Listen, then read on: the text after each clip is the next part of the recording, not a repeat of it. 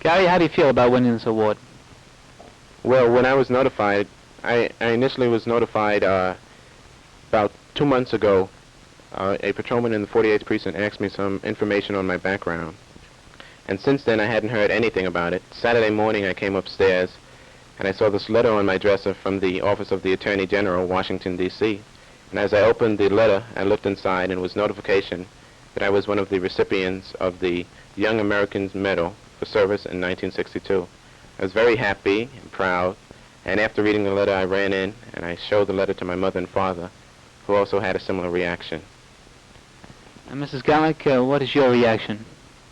Well, I was very proud. I am very proud and happy, and somehow I felt that he would do something like this, something big. He's a good mixer, and always happy to be around kids and see that everything went right.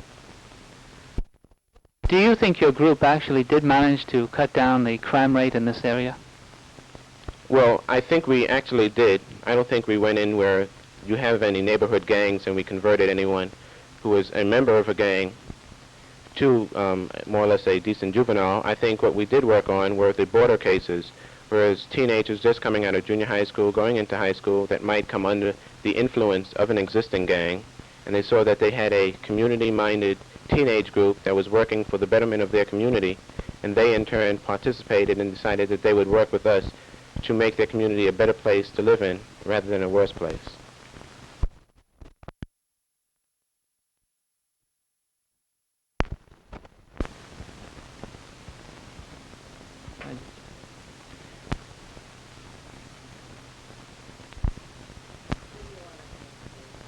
Gary, what did you do to win this award? Well, basically, my group, the 48th Precinct Teen Council, tried to cut down the delinquency rate in our precinct.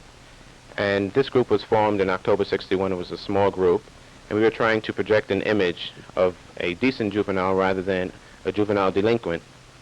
And we went out and we planned activities for our community to present such an image.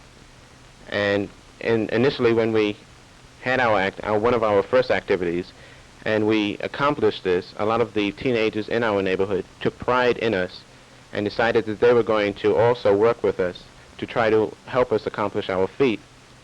And following this, when we gave activities, if they ever saw anybody who might hamper our reputation by any of their actions, they would approach these people and they would speak to them themselves, asking them to consider that what they're doing would not be a direct reflection upon them, but upon the organization which was trying to project the image of decent juveniles in the 48th precinct and in the city as a whole. Gary, do you feel that the kids in this neighborhood actually accept this council as their organization, or do you think they feel it's possibly an arm of the police? Well, presently I think they accept it as their own organization. I think before, initially even myself, we accepted it as an arm of the police, because we thought that since we were under their auspices, anytime we held any activity, they would be able to directly supervise and see actually what we were doing. However, the adult consultant and the youth patrolman both told me that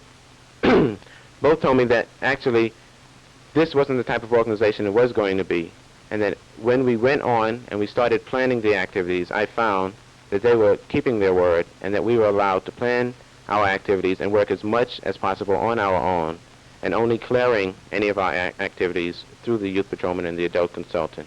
And I think this had a lot to do with developing the character and the confidence in this organization.